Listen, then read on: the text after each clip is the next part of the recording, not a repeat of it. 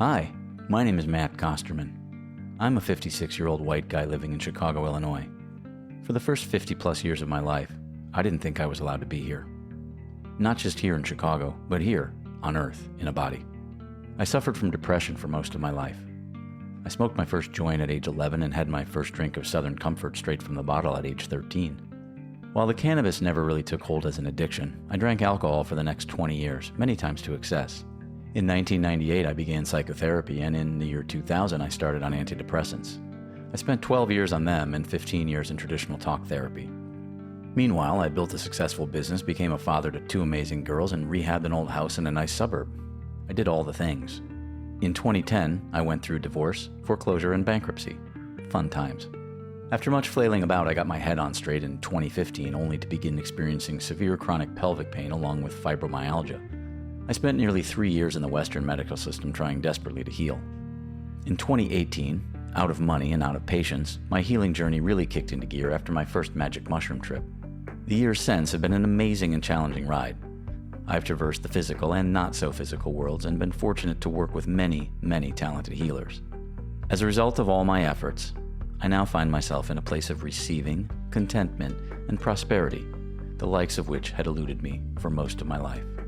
There's a man named Daryl Anka who channels a being called Bashar. Bashar describes the process of engaging with a healer, that of giving yourself what is essentially a permission slip to move towards wholeness, healing, and right relationship.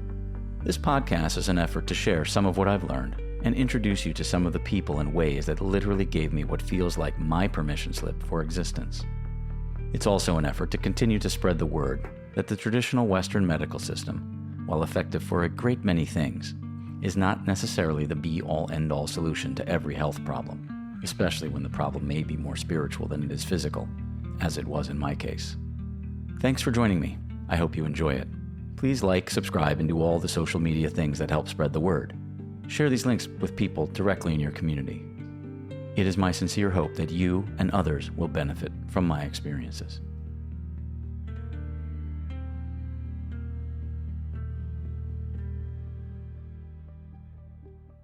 Hi, this is Matt Kosterman, and I am back with a special episode of the Permission Slip. Today, I'm going to talk about my favorite subject, which is me. Only I'm going to do it with a referee. And that referee is my former wife, Amy Anesi. So, Amy, welcome. Thanks for doing this. Gosh, a referee? That's how we're going to start? Okay. I don't know. A referee, a coach, what? Don't know. What's the, titles? What are titles? What are titles? I don't know. I think of you as a dear friend. Yeah. How about that? My dear friend, who I have known since 1993. Yeah. In the winter. When we were babies. Yeah. I was more of a baby than you. Just 3 years. It's still just 3 years. It's only 3 years. It's only 3 years. And on a percentage basis, that gets smaller every year. It does, yes. So I thought I would do an episode about my story. If you're not interested in that, totally fine. I get it. But the reason I wanted to do this is because my experience going through the healing process was there were a lot of people out there that, and I've talked to many of them on the show, that seem to me to, have it all together. And they've got it all together and they know what they're doing. And perhaps I come off that way. I don't know how I am perceived by you. But I do know that when I wrote my blog journal a couple years ago, it started during COVID, I know that there were people that were helped by reading what I had gone through. And so I thought, if I can help one person by telling my story and, what my childhood was like and the reasons why I made decisions and how things happened and how I created them and then uncreated them over the years, and opened into what has been more abundance than I've known in my life thus far, I thought, it's worth spending an hour or 4 telling my story.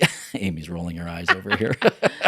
We'll keep it under 4, I promise. That's why I'm a referee. That's right. I'm also watching the clock. She's a clock. Yeah, she's watching the clock. So I just want to say that, this isn't about making anybody wrong in my past, anything that happened to me. We all have our experiences of reality. We all have the programming that we've been given by society and our parents and ourselves and all the things. So with that, I'll kick off here with, from the beginning. So I was born in 1969. I had 2 parents. They were very young. They were, right? Whew. Yeah, 22. Just. My dad was 22 and 1 week when I was born.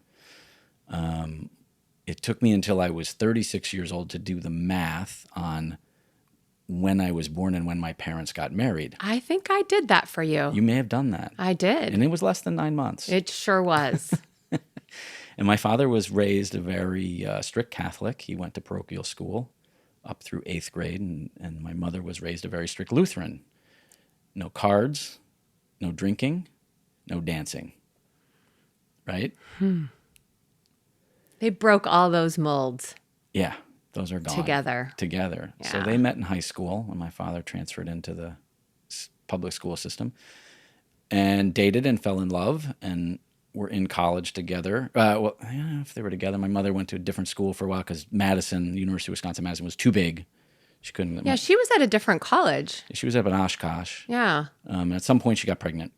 They were still in school. They were, 21. And out I popped in February of that year. I'm the oldest of 3, and we moved a lot growing up. And I moved to 18 cities and 9 states before I left high school. I'm sorry. Wow. 18 cities. No, that's my life. 18 cities and 9 states for my life. Sorry. 8 schools before I got out of high school. But about half of those cities and states were before I got out of high school. So we moved a ton. My dad worked a lot, drank a lot, and raged a lot. He was very angry. His father, his parents were very, I loved them very much, but they were very traditional 50s kind of parents. I don't think, you met Eula, was my grandmother. Oh, yeah. Papa was the only one I didn't meet. I didn't meet your dad's father. Yeah. Everybody else I met. And Eula was descendant of a Confederate Civil War general. Decorated Civil War Confederate general. And that was clear when you met her. Oh, yeah. She's a Cajun. Yeah. Born and raised in Louisiana. The rest of the family, my father's side, we don't know so much. His father's side, Dutch, Flemish, something like that. And then the other side split evenly, Danish and Swedish. So a lot of Northern European with some coon ass, some raging Cajun thrown in. So my parents were really trained not to feel their emotions. They were bad. Emotions were bad things. There was corporal punishment when I grew up, spanking. Later, we got to kneel on tiles in the bathroom if we were bad. And he was very abusive to my younger brother, and I had a lot of guilt over this. My mother was fairly overwhelmed, as you can imagine, with 3 kids by age 27. And there really was no physical affection growing up. Very little verbal as well. Never heard "I love you" from my parents growing up. Just those words. They just didn't know how to say them. So my earliest memory is in a crib wailing for my parents, and they were fighting. That's the earliest memory that I have. Wow. And wailing and crying. My mother came in crying, and whatever happened, I don't know if maybe my diaper was full, whatever. So that's a very, very, early memory that I've gone back to a lot in the work that I've done, and it's there. When I was 3, another memory was that we were at a picnic by a woods. I mean, for all I knew, it could have been a stand of trees, but, it was Sherwood Forest as far as I was concerned. And my dad said a bear would get me if I went in the woods. Don't go too close there. A bear will get you. So then I started crying. And I don't know if I got spanked or I got yelled at, but I got one of those things for crying because you weren't allowed to cry, right? And you were supposed to understand at 3 that was funny. Yeah. Right. Yeah. Another early memory, and then this just kind of set the stage of how things how things were. And it's not to compare my trauma with other people's trauma or say mine was worse or mine was easier. You can't do that. We all get what we get. We sign up for it. It's what we're here for. I cut my foot on the bottom of one of those metal bifold doors, like a closet. You remember those like stamped metal? I cut the back of my ankle. I remember it to this day, bleeding like crazy. And I got yelled at for it. And I was in pain. There's blood everywhere, and I got yelled at for it. That was around the time I started fighting back. We lived in Kansas City. We had a neighbor right across the driveway. I don't know what prompted me to do it, but one day after a rainstorm, my friend and I flung mud at the neighbor's house, covered the whole wall with mud balls.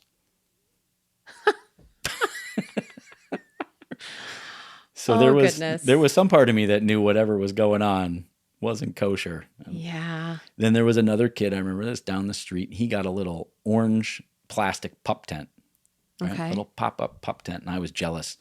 So I grabbed a serrated knife out of the kitchen drawer, and I went and sliced that thing to ribbons. Jiminy Christmas. That was an evil little child. We would send you off to a wilderness program today if you did that. Yeah, I'm sure I just got spanked back then. But I also remember same place, living in Kansas City, on the other end of the spectrum.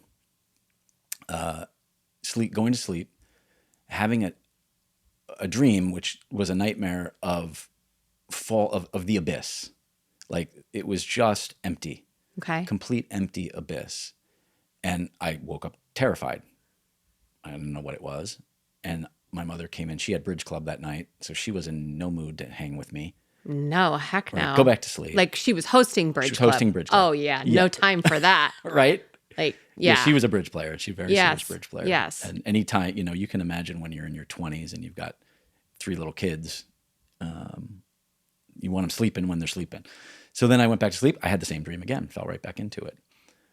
Later on, in my first ayahuasca ceremony, I went back to that very same place. Really? Exact same place. And did you go through with a different ending? Like, what was that? Yeah, it was, it was home. It was where we're from. It was the nothing. With the ayahuasca, there was a light that felt like it was behind me, but it was me. That light was me. And then things got really wild. But I'm getting ahead. So I remember that dream very vividly. I was no more than 6 years old, probably not even 6. Later that we moved back, we ended up back in Madison, which is where I had been born, moved away, moved back. And this is just, I bring this up because this is a little bit around money. And I remember earning $68 or so for being an actor patient for an EMS training, emergency medical Oh, no, training. I don't know this story. Yeah, and I had to put on a latex bone that came out of, we ripped my jeans, like I had a compound fracture, and I had to moan on the ground and, really ham it up and cheese it up, which was fun. I did it for like 3 days, and, I think the rate was around $20 a day, and so I got $68, and it was like the most money I'd ever seen in my life, and I couldn't spend it fast enough. So that ought to be familiar. Yeah. Because that was a pattern for a long time, but I remember that vividly. Somewhere around there, my dad put in place like an allowance program that was going to track the chores that I did around the house. And so it was great to sit down with him, and we did that, and I was going to get, a nickel for this and a quarter for this or whatever the numbers were. And then the guy traveled all the time. He was trying to feed a family of 5, and he was a workaholic, and he traveled, and he was climbing the ladder. I think we looked at it once and we never looked at it again. So that was just another money lesson. It's also, I fast forward just from that origination story, that's how you interacted with your dad in a business meeting setting. Yeah, always has been. Yeah. Yeah. But I didn't realize it started that early. That's just what he knows. Yeah. That's what he knows. Yeah. That's fine. Yeah, but that's a good point. Yeah, business setting. Yeah. When I was in, I think I'd finished, I was in 6th grade, and had a beloved 5th grade teacher, Mrs. Ammerman in Madison. And when I was in 6th grade, or pretty early, I think in 6th grade, she took her life. And we were all very devastated by that. Oh, wow. Yeah, that was a Talk pivotal. about shit you didn't talk about then. Right. And her husband was a therapist. Oh. Like a marriage counselor or therapist of some kind. Yeah. And I remember sometime after that, I remember being very depressed and telling my mother that I wanted to kill myself. And she went to a party that night. Well, she had plans. She had plans, right? Whatever. Yeah, we'll talk about it later. Never did, but Wow. I remember playing Queen, Don't Try Suicide, like on repeat. Remember that song? Yeah, but that's messed up. It was messed up. Yeah, yeah. And you were how old? 6th grade, 12. Which was the same year that I first tried pot with my friend Andy Olson. Andy, if you're out there, thanks. Yeah. Yeah, thanks, Andy. You owe me, Andy. You owe me. So yeah, we snuck off to the Arboretum. He snagged some weed from his older brother, stole some weed from his older brother, and we got high and rode around on our bikes, making funny noises. Did that about a half a dozen times before I told another friend. He told his mother, and I got busted. But at least you didn't want to kill yourself anymore. Right. I mean, I was related somehow, right? I don't Yeah. remember. I don't remember the timing. Yeah. First time medicine helped you out. That's right. Yeah. Yeah. So that was also when I right in there, 5th, 6th grade. I had my first girlfriend, and I still remember putting my arm around her in the movie theater. I couldn't tell you what movie we went to see, but I remember the theater. And Okay. I remember, can I sneak my arm? Will she notice? I'll just put it on the chair. I'll just write. I won't actually put it on No, her. I'll just ease it down there. Right? I also, before that, I found this out later. I was sexually molested by a mother of a friend of my sister's. It was a very brief encounter. I was told this by my friend Laura's guides, who I've interviewed on here a couple times. And I don't remember it, but it tracks very much with my experience energetically in the pelvic problems that I went through and a very big medicine experience that I had around that. So there were layers of things going on. I mean, this was back in the day when, not at age 7, but one of the great things about growing up back then is, you did the same thing. You woke up in the morning, you had breakfast, and you left the house. All day long. All day long. I don't think we were allowed to come home until it was dark in the summer. Yeah. Yeah. Andy and I would get on our bikes. No one knew where you were all day. We would ride 20 miles away. For sure. It was great. Oh, hell. I was on like dirt bikes with my cousin and all the things. Yeah. So that was one of the fun parts. Yeah. There was another time where I had another friend, Graham, and he's a character. He's a great dude, stand-up comic now. He swindled some younger kid out of $5 and was telling me about it. I don't know why my father heard about it or why he was there. Maybe Graham thought it was cool and telling both of us. Oh. And my dad went off on it. I was going to say your dad probably went ape shit. Ape shit on him, which is not really fun when your parents yell at your friends. No. And I've seen your dad lose his temper in an instant, and it's terrifying. Yeah. It's terrifying. So there was that. Like I said, I smoked the weed, moved to New Jersey after 6th grade. Oh, my parents told us we were moving to New Jersey. And I mean, I loved Madison. We'd been there 5 years. I was in 6th grade. I wasn't going to be in the same school, middle school, 7th grade, shitty time to be a human anyway. Yes. And I said, well, I don't want to move to New Jersey. And they said, it doesn't matter what you want. So that set that pattern up. So we moved to New Jersey. I reintegrated, made new friends, found the cool kids. And well, first you find them and then you work really hard to get to be a part of them. Right. Yeah. You got it. It's a whole thing. It's a whole. And something you had to repeat many times. Yeah, a couple times for sure. Yeah. My younger brother even more. My younger brother went to 5 high schools and graduated high school early, a semester early. So it was in New Jersey where I had my first drink of alcohol. It was Southern Comfort in a fort that we had built on an empty lot across the street. Oh, Southern Comfort is like gut rot. Why did we all drink Southern Comfort? Southern Comfort. Yeah, I did too. A little sweet, right? Oh, yeah. And we had built this fort out of lumber that we'd stolen from construction sites, but we just told my dad it was scraps. So we would run They're really nice 2x4s, but it was just scraps. Yeah. we would be running down the street in the middle of the night after sneaking out of the house carrying 4x8 sheets of plywood. Oh my God. And that was right in my first Southern Comfort. And I remember being at parties where people, somehow they got Everclear. We were drinking Everclear, right? Yes. Oh yeah. That was more college. I mean, This you wasn't- were advanced. Yeah, 13 years old, 7th, 8th grade. They would. I remember one day the kids in the school were walking past my classroom chanting "Al Key, Al Key, Al Key," like I was an alcoholic. And you probably felt proud. I don't remember what I felt. Mixed, I think. Yeah. Yeah. Wow. Yeah. But Jersey was cool. We would go on ski trips, and one of the girls, Denise, her grandmother would give us flasks of blackberry brandy, and we'd go on ski trips to Vernon Valley and drink a flask of blackberry brandy. Okay. And ski. Yeah. So by high school, did half of freshman year, 7, 8, half of freshman year in New Jersey. Second half of freshman year, we moved to Rhode Island in January. I was one of 3 or 4 new kids at the high school because a lot of, back then especially, people don't move in and out of New England. No. Right. And so I made friends with the pot smokers.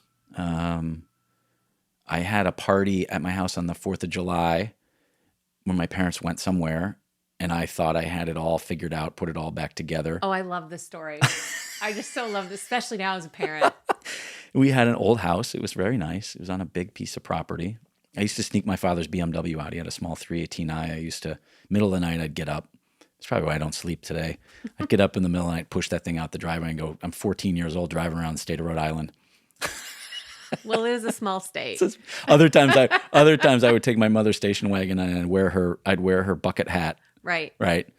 So I have this party, and unbeknownst to me, one of the young women, Monique, wore high heels without the little pads on the bottom of the heels. Yeah, like little tacks on the bottom or pads or something. Yeah, there's usually a pad. And we had an old linoleum floor. Yeah. And she left 1,000 dents in that floor that, she of course, would have, yes. Yes, of course, I didn't see. So my parents were like, "Who did you have over?" "Mom, what are you talking about?" I threw out all the trash. Right. So I got in trouble. So I was pushing. I wasn't like a crazy bad kid, like, I guess. I don't know. Pretty bad. So that lasted 6 months, and that job ended, and we moved to Clearwater, Florida, where I started once again at a new school at the beginning of sophomore year. And high school, but I again worked my way up. There were a couple different things, but I was always I was able and still am. I'm a shapeshifter. I can Amy will attest to this. I'm fine with people in all worlds. Oh yeah, and what did I used to call you? A geek with social skills, because you've got the technology background, but you can chat it up with anyone. Yeah. So I was in theater, heavily in theater. Yeah. I became a double gold star thespian in 2 years. I did all the shows. I worked, probably averaged 20 hours a week of work at a country club, which was also the way that we got all our beer from the waiters who were older. And I had a bunch of AP classes by junior and senior year. And then I bought an MG sometime that I worked on. I don't remember when I bought that thing. I had to get no C's on my report card in order to be able to buy a car. But my mother had a 9-passenger station wagon that was the truckster, the turbo truckster, we called it. And we would drive that thing around, drinking and doing whatever all over the city of Clearwater. There was a party every weekend by late junior year, at least. We would meet at the Burger King. I mean, we had no cell phones. I don't know how we found each other. It's amazing. We always knew what we did. We always knew where the party was. Yeah. And so drinking was a huge part of my high school experience. I was in the AP classes. I was in I did well in school, but really by virtue of just my God-given intelligence. It was not through any kind of a major work ethic or study ethic. I was just smart enough to be able to I mean, I'm laughing because that's you. Yeah. To make it true. Yeah. Figure things out. I do not like sitting in class. Don't like it at all. There's a picture of me at my Eastman Kodak training, fast asleep with my tie on. I know exactly what that picture is. She knows the picture, yeah. Yeah. So, I mean, I was going all the time. My mother would have to make sure my feet were on the ground in the morning in order that I was vertical and going. It was, I never was able to stay up very late, but I was, I were 18-hour days over and over and over again. I mean, working 20 hours a week and the school schedule and then being super social. Right. Like you were definitely burning candle at both ends. Yeah, I would work, I'd work an event Friday night at the club until late, then we'd have a wedding all day Saturday or Saturday afternoon into the evening, and then we'd come back for Sunday brunch on Sunday. Made a lot of money, saved up some for college, not a ton, blew a lot on beer. Didn't do heavy drugs, didn't really even smoke really didn't smoke weed, just drink. We were just drinkers. Yeah, I feel like that was my experience in high school too. Like I knew people that were smoking pot and stuff like that, but it was heavily alcohol. Alcohol, yeah. In the 80s when we were in high school. Yeah. Yeah. I mean, we had a drive-through liquor store in Clearwater that we could drive through and use a fake ID, and they'd load up the cases of Busch for $6 a case. Oh, jeez. Mickey's Big Mouth. Did you have those? No, we were drinking Little Kings. That's right. Little Kings. Kings. Yeah. So, I never had a relationship with a female, a girl that lasted for more than a few weeks or maybe a month or two, if that. I had what we now call friends with benefits. Mm-hmm. A couple of those, but I wouldn't call them relationships. There wasn't a lot of talking. I first had sex at age 16 with a lovely woman who I'm still in touch with. Not in that way, but we're just friends. She's great. But I was completely obsessed with girls and sex, but I didn't know what to do. I didn't know how to talk to them. I didn't know how to have a relationship. I had very low self-esteem, even though I was good looking. I was popular. I was all the things that lots of people wanted to be. Right. But I had no idea that I was those things. Yeah. And I was just worried about where was the next party? When was it going to be? One of the memories I have post high school is that we went with a couple people to see Back to School, that movie with Rodney Dangerfield. Oh, right. When he goes back to college. Goes back to college. Uh-huh. And they filmed part of it at the University of Wisconsin, which is where I knew I was going. I didn't realize that. Yeah. And I came out of the theater and my arm, like my pits were soaking wet. It was the first time I was present to what is going on? Why? What is? I didn't know what it was. What was it that made you stressed? I think it was just the anxiety of I'm going away to college. Oh. Right. But we didn't know how to talk about those things. I didn't even, it was just and another new school and another new starting over. Yeah. Leaving home. Even if I didn't, I didn't really like my parents. There were times where I wanted to kill my father. I just thought if I could just punch him in the face, there was so much anger at him. And we were so happy when he wasn't around. Right. When he was traveling, because things were calm. Travel. Yeah. Because things were calm. Yeah. And again, this isn't, bad if you're listening. I know that they both did the best they can do. Yes. Having been a parent now for almost 26 years. Right. There are things I would have done differently. And I also know that I did the best that I could through all of those circumstances. Yeah, at the time. Yeah. At the time. But those were the feelings I had. And those were feelings that I had to shove down because you can't, you can't kill your parents. Never mind, you don't want to kill other people, but they're your parents. Right. So I remember that being oh man, but not just being not knowing what was going on at all. Went to college at the University of Wisconsin. I didn't get into Penn or Cornell because, as mentioned earlier, I never studied. I had really good scores on my tests. I had a lot of extracurriculars. I was gonna say, your SATs were probably amazing, but your GPA probably was My GPA was okay. Middle threes, nothing But not Penn and Cornell. No. Yeah. Well, no. Which is good that I didn't go there. Yeah. So I went to the University of Wisconsin, which is the school I knew because I was born there and lived there for a while. But I got into the fraternity thing right away. Couldn't wait to do that. It was bigger in the South than in the North, but that's where I'd gone to high school and all my friends were going to go into fraternities. It wasn't UW was maybe 10%. Oh, I didn't realize that it was that small. Very small percent. But it's a big school, so that's a lot of people. Yeah. So I did the fraternity thing, heavy drinking. Literally, when I was rushing the fraternity, this also kind of give you an idea. I went to my very first party over at Sigma Chi. I had met the rush chairman at a store, at one of those shirt shops where you buy sweatshirts, and we got to talking. And oh yeah, why don't you come by? And I was in his brother's room. He had a brother in the house, and we were playing a game called Mexican, which was a dice game. Yes. You roll the dice, and I think 2 and 1 meant you drank or something. Unbeknownst to me, they were using their pinkies to cheat and flip the die. Because I didn't know the game. I didn't know until I was 18 years old, wet behind the ears. So how drunk did you get? So I got drunk enough that I passed out in Andy's waterbed and pissed myself. And the bed. Oh, Jesus. This is like 2 weeks into school. And they still wanted you to join their fraternity? Or were they like, oh, this is what Kosterman did. He's the coolest. Well, let's give him a bid. Well, what I did do, and I remember, thinking really hard. I went back. I left at like 3 or 4 o'clock in the morning. I woke up and I was horrified. Right. But I was like, there is no way on earth that I'm going to not go back. And I washed his sheets and I owned it. And so that's, ultimately why they gave me the bid, because I had I did that. Yeah. Now, I don't know if that was good or bad in the long run that I actually got the bid. But and you know the Greek system, Amy. I do. You were there. I was also a participant. Yeah.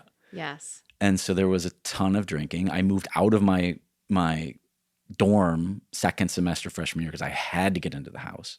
It was. Oh, man. So you really plunged deeply right away. Yeah. And I mean, there were guys with bars in their room with taps. Sure. We had a keg downstairs with a bar with 3, kegs on tap all the time. I thought I was cool because when I would study, quote unquote, I would drink, Kahlua and coffee at night, or Irish cream and coffee, right? You're so refined. I'm very refined.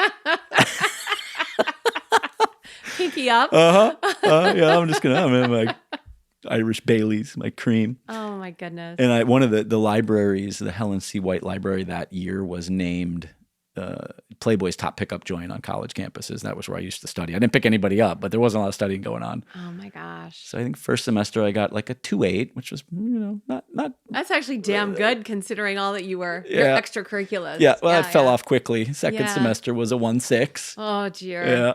Third semester was maybe a 1.8, 1.7. So then without any discussion whatsoever from my parents, I got cut off.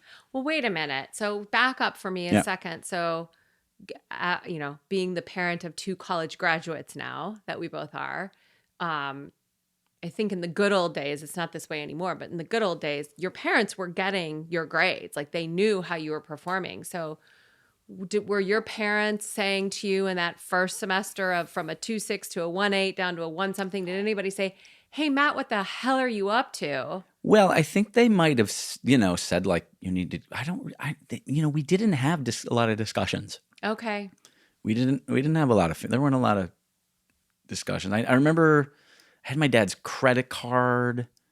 So, that's a typical, like what you're spending and you don't know what you're spending. And right. It's like free money. It's like free money. I went to college with like $1,500. I bought a little scooter so I could get around. That maybe cost me $600. I didn't have a job. I think at some point he told me I think I was maybe working when I don't remember now. We didn't have a lot of discussions about it. Okay. It wasn't like. But then he said, I'm not paying for anything anymore. And that was your sophomore year? That was after 3 semesters of college. So I was in the middle of my sophomore year. Okay. So there wasn't like a warning. If was these this grades, on the telephone or in person? No, they lived in Florida and I was in Wisconsin. So ring, ring, ring. Hi, it's Dad. No, you're not going to school next semester. And was it tied to your performance at all? At the time, he told me it was because he had stock options that had gone bad and he didn't have the money for it. My mother later told me that wasn't true. Right. As it turned out, it was a great thing, and we'll get to that. But at the time, so then the plan then was for me to not be in school for a year and then apply for residency so that I could drop my tuition. The delta back then I don't think was as great, but it was still a big... Worth to get residency, sure. So I was devastated, right? Because here you're 3 semesters in and, not like I was on path to graduate at that rate, but... Someday, at some point. But you were still living in the fraternity. I lived in the fraternity. Yeah. And I mean, I think my pledge father was on the 6 or 7 year plan, maybe even the 8 year plan. Gee, many Christmas. Christmas. There were a couple of those guys that just, perpetual students. Looking back, I'm like, oh yeah, good deal. Mm-hmm. So I'm living in the house. And then I had been, I think, public relations chairman that semester. Okay. And had already been elected to be social chairman. Perfect, because you would have nothing but time to be social. Correct. Right. So I lived in the house for that whole year that I was off of college. The whole year, at least a semester, and was social chairman. Not a student. Not a student. No. I mean, I love that you got to stay in the fraternity, although you weren't enrolled at the university. Right. Yeah. Yeah. So, but I did begin to get my shit together in that I had several jobs. I worked at a country club. I worked at a bank that was the president of the bank was a graduated fraternity brother, and he got me that job. And I worked for a law firm that was a family friend from when we used to live in Madison. So I was working 3 jobs. And the other thing that my dad had said to me is, I was always into computers. See, I left this out, but he got an Apple II Plus when I was 11. Right. And I took to it. I loved it. And he was very gracious about it. He was, I could use it anytime. He would take it to work.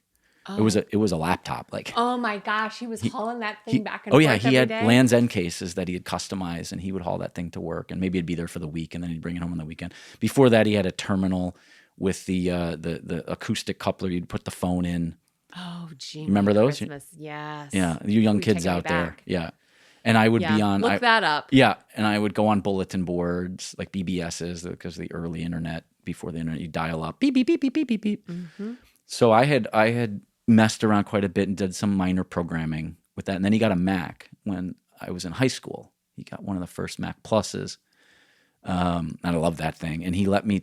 At first, I took the Apple to school, the Apple II, and then he gave me the Mac maybe a year in or something like that because he had gotten one from work. So I had a Mac, and he said, I think you can, you're good at this stuff. I think you can create a business. I think you can get residency, create a business. And I was like, okay. So I started offering my services. I was typing papers for people. I was already doing that because I was a good typist, and I would crank out papers for whatever, $20. Yeah. Had a printer. And then he had a piece of software, this software called Double Helix, and it was a full relational database, very advanced for its time. Although it was a lot of pictures, dragging pictures around. And he said, I think you can learn this, and you can create software for people, for businesses. And he said, the kicker was, he said, and then when you go out to dinner, you can write with your buddies, you can write off your dinners. Always the angle. But what he left out was like, yeah, but you got to have cash flow. Yes. You got to have money coming in. Right. To have something to write off. But that was the hook. And so I did that. And I taught myself this software. Yeah. I remember reading the manual back when those were a thing and figuring it out. And I worked at the bank, and I got them to, they had me do a project writing a cross-selling tracking system for the bankers that tracked how they cross-sold products. And then somehow, I did a fun thing. There was a guy named Kenny Dichter who's done quite well. He started a company that NetJets bought, but we went to his wedding. We went to his wedding. Yeah. Best wedding ever. Kenny, if you're listening, still think that's one of the best weddings. That's a great wedding in New York City. Yeah. And he's an amazing business guy. He started a thing called Bucky's Bleacher Creatures at University of Wisconsin, which was when the basketball team could practice at 12:01 a.m. Oh, to open like the Big Ten season. To open the season, sure. It was first practice, and he had the idea to bring in Dick Vitale to announce the opening practice, and he created Bucky's Bleacher Creatures and a Bucky's Bleacher Creature card. And where he would get businesses to give discounts and things. So you bring your Bucky's Bleacher Creature card in, you get $5 off your order. Oh. Probably not that much because shit didn't cost $5, but. Oh my God, now like high schools sell that shit. Yeah. And this was, 1980, 88, 89. Yeah. I mean, that's like a proper fundraiser now to do that for local businesses. Right. Sure. So he created that, and he brought me in to create the newspapers. I did desktop publishing. Because I had a laser printer. I had at some point I bought one of those. And then I got at some point, so I got through the long and the short of it. I got residency. I got back into school after a year off. business really kicked in. I ended up writing a database for the Wisconsin Alumni Association that took their whole membership database, which was over 100,000 people at that time, off of a mainframe and put it onto a Mac network. This was like 1990, 91, something like that.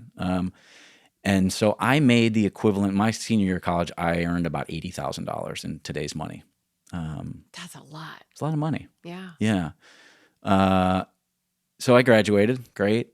Was kind of done with. I had a gig with a law firm. I had a contract with a law firm in Racine, which is where my parents were from, to write their whole billing system for this law firm of about 10 partners. Yes. And it was at the time it was a $15,000 project, which was it's like $30,000 a day. It's a good sized chunk when you're 18, 19 or 22. But I got a job up in Manitowoc, Wisconsin, and only because I had gone to the interview for another job hungover, because I thought I had the job. Right. So I pre-celebrated. Oh, sure. Right. Which is, fast forward, we would always pre-celebrate commission checks too. Yeah. Yeah. And spend it before we had it. Before you got it. Yeah, for sure. But I should back up. No relationships of note in college. Okay. Never dated. Although you were certainly going to social functions as a social A lot of chairman, social functions. Sure, yeah, I mean, there was a lot of, there was mindless sex. Yeah. So there was that, but there was no dating of anybody for Yeah. any more than a couple weeks. Yep. Just because I was just on the intimacy just wasn't there. The ability to open, Yeah. There was a lot wrapped up there. Wanted to date, but just didn't know how to make it happen. So I got this job in Manitowoc, hated that. And my father was sending me Chicago Tribune help wanted. Oh, sure. That's how you used to find Yeah. jobs. Yeah. Yeah. So want ads, and I was responding to those, and I got a call from Kodak, Eastman Kodak Company. And the guy later told me the only reason he looked at my resume a second time was because it had Manitowoc on it, and his father was from Manitowoc. Oh my God, Chris Seidel. And that was Chris Seidel, Yeah. who had been, so this is when Amy comes into the picture very soon. Chris had been her manager. Yes, in St. Louis. Yeah. Not one of my favorite managers. No, Chris, if you're listening, she loves you though. I do. I learned a lot, but it was a tough go. It was a tough go. It was a tough go. Yeah. So then I went to work for Kodak, ended up in Indianapolis in February of 93. And I remember, and Amy had just transferred from St. Louis. I had. You'd been, 3 years with the company? Yeah, 3 years. And I wanted to come back to be closer to my family. I'd been in St. Louis. So I left college in 88 and got a job working for Kodak, but my territory was St. Louis. Yeah. And really worked hard to get back to Indy, where my family was. Right. And so I think I got there just right before you, right? Or right after. I think right after. Yeah. Yeah. You showed up, and we were copier salespeople. We big, but they were big copiers. Big so copiers. It was more important than what it sounds. Duplicators. Yes. Reprographic services. Yeah. Office imaging. Office imaging. Oh, yes. Yeah. OIC. Oh God. All the acronyms. And so we started surreptitiously dating. We did. After she thought that I would be gone. Very, very. She. Yeah, I was pretty dismissive because I was an accomplished salesperson, Yes. and you were not. Right. and you were also younger. Yeah. Right. So I was like, yeah, I don't have time for this Right. You'll be gone. Whatever. business because you aren't going to be around for more than 6 months. Yeah. So bye-bye. Bye-bye. Right. Yeah. As it turned out, I was around for more than Yeah. 6 months. We went to 100% Club together We did. that year. Yeah. And one of the things that sticks from that is I remember I won Rookie of the Year for the Midwest region. Yep. And I came back to sit down with Amy, and she's like, "Aren't you excited? Aren't you excited?" Yeah. Aren't you proud? That was a big deal. It was a big deal. Yeah. Yeah. And I was like, no. No. And what it was Well, you didn't articulate no. You were just very dismissive. Yeah, I was dismissive. Like you just wouldn't talk about it. Right. And it I was should have known then. Yeah. So much that you wouldn't talk about, but that was one of the things, and I couldn't understand that. Yeah. Because I knew that this was a big deal, and you had earned it. It wasn't like you got it because you were somebody's favorite. Yeah, no, I helped a lot of people out. You were definitely an outstanding other salespeople, seller, partner, all those things. I like to talk. So I remember when my first demo, I must have given him 20 minutes about how the machine worked. And afterward, I went to my manager and was like, how did it go? How did I do? And he's like, you need to run the machine. Yeah, push the fucking button, I think is what he said. Yeah, push the fucking button. Push the fucking button. But it was, when I look back, it was this pattern that I had in my life of bad things always followed good things. Right. So you didn't articulate it that way. I couldn't then. You were just dismissive. Like it was no big deal. Yeah. You didn't really care about it. You didn't think it was special, which really made me angry because I knew what a big deal it was. Right. And I hadn't been Rookie of the Year. Yeah, right. Right? So I was like, how you'd been to Merit Club, but you hadn't been Rookie of the Year. Yeah, but I mean, that was a big deal.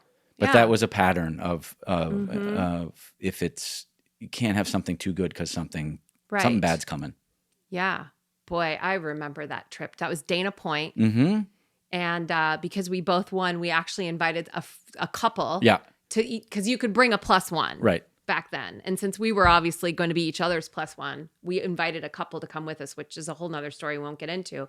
But I remember we extended our time there. Yeah, Dana. And it was the first of many vacations that we did not have a good vacation together. Right.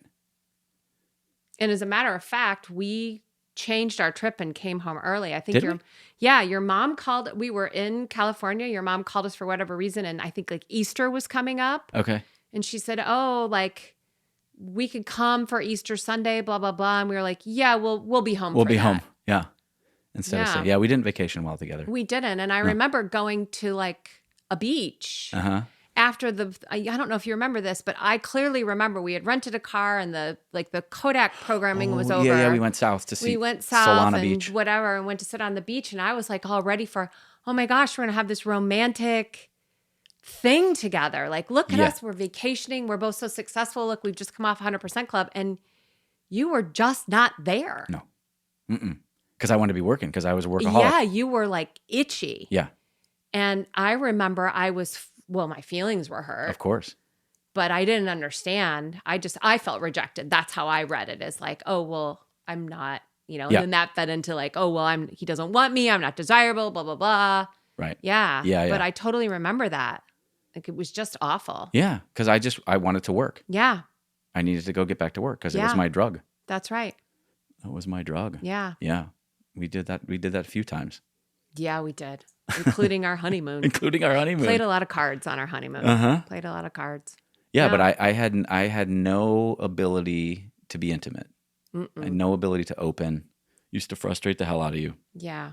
Unless we had both been drinking a lot, but then it doesn't really count, does it? Because first of all, you don't remember it. And second of all, it's not meaningful.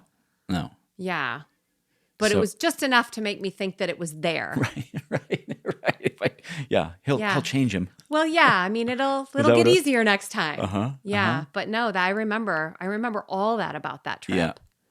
So we ended up, we got married. I proposed to you right before a UPS call. Before you had. Oh my God. Yeah. With no ring. Right. With no ring. No ring. And then, like, writing on the wall, you're like, I don't think we should tell anybody. Yeah. Let's just keep this between us. Right. What the fuck? Who does that? We did. We did. And it all turned out fine. It did. It turned out the way it was supposed to. Yeah. So we then proceeded to repeat my early life and move all over the place. We did. So I went from there to work for government systems at Kodak, working with 3-letter agencies with top secret clearance in Rochester, New York. We bought a house. We got married. We did that for a while, and I hated that job. I used one of my dad's contacts who was very high up at Kodak, coincidentally a former Apple guy, and he got me a product manager role in government. Carl something. Carl, yeah. Yeah. He had worked for John Scully at Apple, and then he was running digital and applied imaging. Carl Gustin. Carl Gustin, yeah, Kodak. Yeah, and I remember pulling a lunch with him up in the big tower. And then when he got me this interview and I got the other job, my boss was like, "What? Like, how did you do that?" Yeah, but I couldn't stand my boss. It was not a good scene. No. That was And so I got this product manager job, and I remember, it was digital and applied imaging. I was one of the youngest product managers they'd ever had at the company. And I remember seeing what it was really going to take to do that job well. And I did it well for a short time, and I was good at it. And I I took the team to the 96 NBA All-Star game courtside. That's right. With digital cameras. 1996 doesn't sound like a cool thing to you kids now, but we got pictures from that game up on the internet by midnight. And that was a big deal. Big deal. Huge. Yeah, 96. And I was right there, and Michael Jordan was walking right in front of me. I talked to Dan Aykroyd up in the stands. I'd forgotten that Dan gave him Aykroyd a poster that we'd printed from the game, and so it was cool. But I also remember seeing what it was going to take, and it was like a lot. And then I got poached and taken to Manhattan to do a startup. That was brief, and then I got poached by some ex-Kodak guys to do a similar thing for a public company in the burg of Pitt in lovely Pittsburgh. Oh, my God. I'm just getting itchy, like reliving all of this. Amy was so not happy. Oh, my God. Well, first of all, I loved my job in Rochester. Right. Not in New York, but in Rochester. No, but in Rochester. I loved it. I worked with an amazing team. I was training salespeople. But I was also alone all the time because you were traveling. I traveled all the time. And then you would come home in the worst mood. Yeah. And because I hated my job. Because you hated your job. I hated the travel. And then you were traveling all the time. And then I was like, you would get home and I'd be like, come on, let's like go, go, go. I've been at home all week. And you were like, fuck that. The last thing I want to do is go out and eat. Right. Yeah. So let's work on the house. I mean, I literally remember all it was like put on your overalls and paint. We had a 100-year-old house that I was obsessed with. You were obsessed. With making it perfect. Yeah. I would just paint. I just remember painting like. Painting and crying. Painting and crying. Yeah. I did. And I had no idea. No. I mean, I might have done it right in front of you and you would have been not know. I said, like right over your head. No idea. I don't know. No idea. It was a nice house. It was beautiful. Really Still one of my most favorite houses. Beautiful house. Yeah, but miserable. So then I took it to New York and yes. And that was good for me. You had fun. You were going to Broadway and by yourself. Though again, I was doing a startup. I was working all the time because it was my drug. Work was my drug. I had to make work. Mm-hmm. And again, not a lot of intimacy between the two of us over the years. No. Short stint in Pittsburgh. That thing exploded after three months, and then we ended up back and in us not talking for 3 months. For 3 months. I don't. Yeah, we didn't speak, but like we 7 really words. Didn't. No. Because I got off the airplane. I think we were there from Memorial Day to Labor Day. Yeah, you were. I was. We got off the airplane, and I looked at you, and I said, "This place is gonna fucking suck." Right. It was before that. You got off the airplane on Memorial Day, and I said, or 2 days later, I said, "I'm fired." Right. Because the company. I think it was a trip that we took because thank God we didn't buy a house there. Right. That was what the. It was the house hunting trip, and you're like, "Yeah, this place is gonna suck." And I got off, and there's like the people were. It was just an ugly place. It wasn't a fun place for us. And I mean, I think Pittsburgh is amazing now. Like people say that. I still don't want to go back. But yeah, we didn't talk for 3 months. No. I clearly remember driving because we had one. I think we just had one car, maybe. No, I got that BMW, and then you got got a BMW. I drove you to the airport. Is the in New York, maybe? No. This was in Pittsburgh. Okay. You were going somewhere. Okay. Right after we moved there. Okay. And we weren't talking, but I was like, well, surely you'll say goodbye. Uh-huh. You got out of the car. You grabbed your suitcase. You slammed the door, and I kept waiting for you to like knock on the window to say, "All right, I'll see you in 3 days." And then I realized you were gone. I was gone. Yeah. It was tense. And so that was Pittsburgh. Pittsburgh, very short. But then 3 months. Yeah. Then we ended up back in Chicago. Yeah. And we ended up got back at our old Kodak. It was our old division of Kodak. We went back. We both got jobs there. It wasn't Kodak anymore. And from people I had met both in Pennsylvania and Pittsburgh and in New York City, I was consulting. So I was selling. I was digital support for Kodak. I was selling, and then I was consulting for photographers. Again, gone all the time. Gone all the time. Traveling all the time. Work. Or if you were in town, working all the time. Right. But also it was putting away money. We're saving because I was like getting sort of double. I mean, I was getting $1,500 a day to go travel. Yeah. Which was real money back then. Yeah. And I was earning a full salary and commissions and whatever. And so we put away money, and I ended up starting a digital photo lab. Yeah. In 1998. And because I'd been a consultant, I had been in the corporate world. I didn't like those. I thought, I'll get these machines. We'll print this stuff. Well, I remember you saying to me, like, this is what these people are going to need. And so, okay. And they did. And then the impetus for starting the lab is, I remember the only question I asked you is, will you be home? Right. And like, I didn't give a shit what we were going to spend on the business, or Right. I didn't really care about the business plan. Like, will you be here? Yeah. And you said yes. Yes. And I was mostly. I did some you were. travel. Yeah. And then I brought you into the business because I needed your management Yeah. expertise and I was doing some travel. We had one employee. Yeah. And so I plunked down about $30,000 in a deposit, signed $150,000 worth of leases for equipment. We did. To start this thing up. We had wonderful landlords, Lewis and Annie. Oh, the best. Downtown leased us a great loft space in the west. We'll never understand why they looked at us and said, yeah, we'll let you lease this space and do the build out for you and blah, blah, blah. Right. Yeah, they did all this build out for us. Yeah. And we started the lab. It finally got it going. I remember the night that it was finally rolling, and we went and deposited like $18,000 worth of checks. Remember, we went to go see the Manhattan Transfer. Shortly, this was before that. This was when it finally, it was just a little bit before. But I remember these bunch of checks we had. Okay. And deposited, we can breathe, right? And then we went and saw the Manhattan Transfer at the Park West in Chicago. We had decided we were going to start a family too. Right. Yeah, we were talking about that. Like, I think this is now we're ready. Yeah, we were at a wedding. We were at Brad and Stacy's wedding in Florida. Yes. Well, we had just gone to see Joanne and Dick. Who didn't have children. So my mom's best friends from high school or from growing up, and they had the life that we thought we wanted, which was no kids, travel the world, have the most beautiful house, and have things. Yep. And that same long weekend, then we went to the Ellis wedding. Yep. And saw these parents and siblings 4 stand kids. up. Yep. And toast at the rehearsal dinner, and we walked out to the pool, and we were both like, we need to have a family. Yeah, and we decided right then. It was very clear. The universe was showing us the contrast. We totally agreed. Totally agreed. Yeah.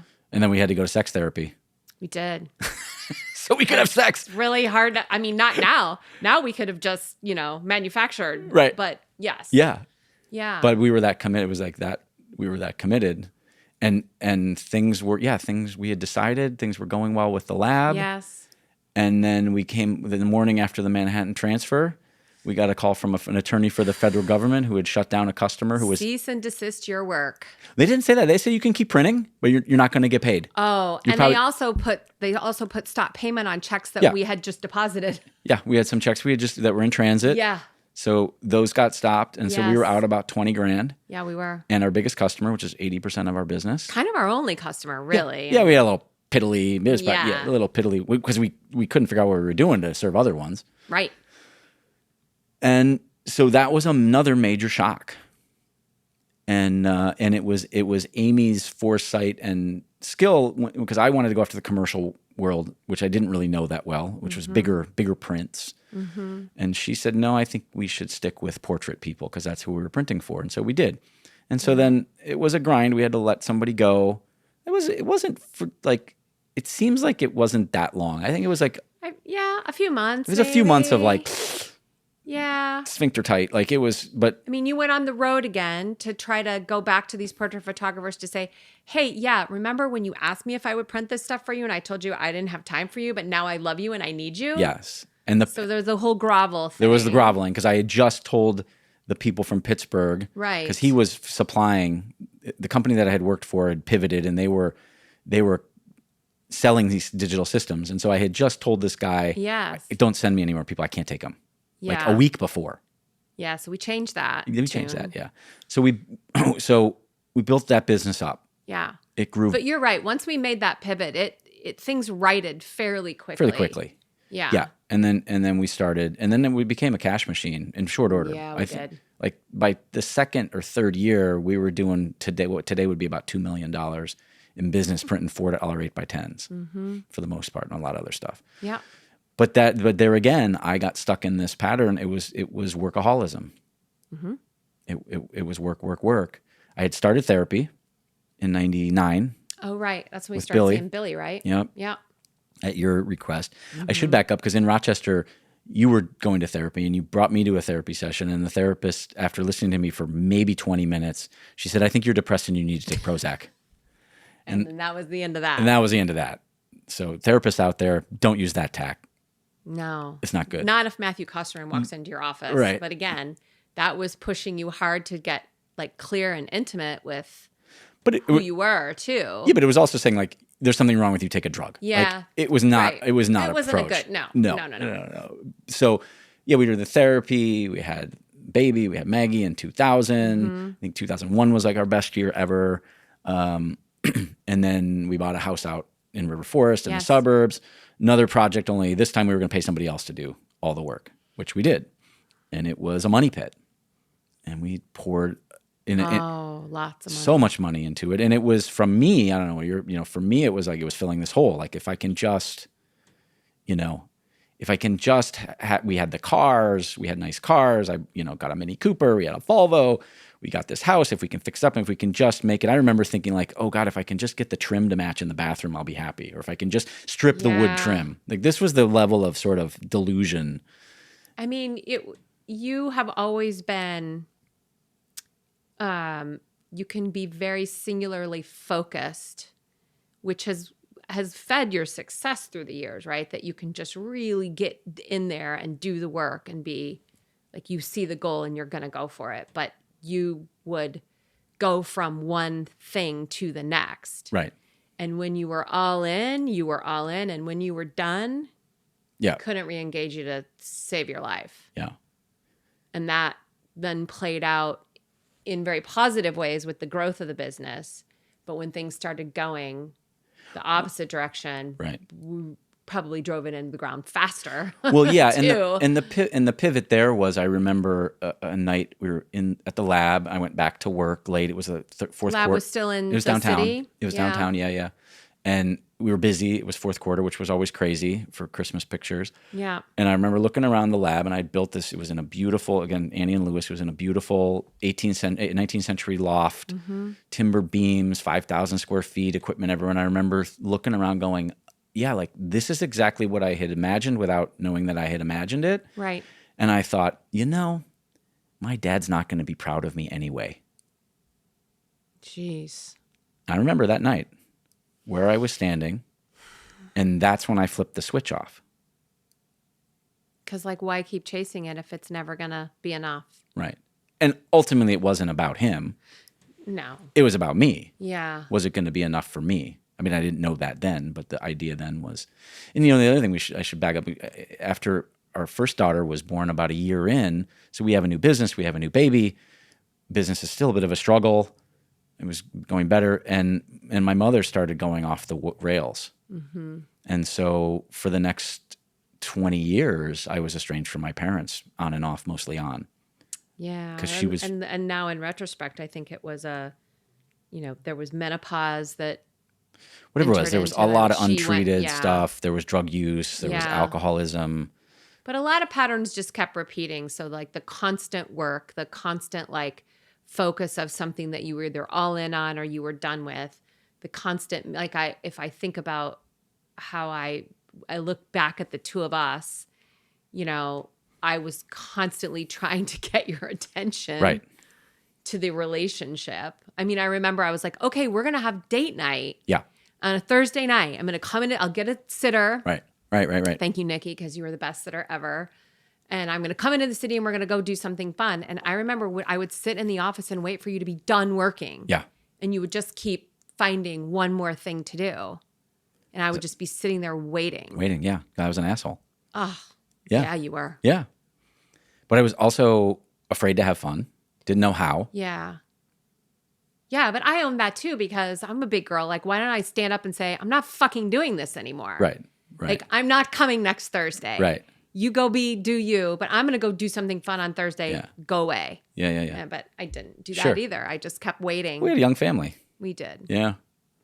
So. Yeah. Yeah. So the whole thing with my parents, that was a nightmare. Because working with the therapist and realizing that really I didn't know any other way. I had gone on drugs. I had gone on SSRIs. Yeah. In about 2000. Which did help in the beginning. I remember you talking about I started dreaming again. Yeah, because I wasn't dreaming. Everything was dark. There were some things in the beginning that I think it did allow some different light in.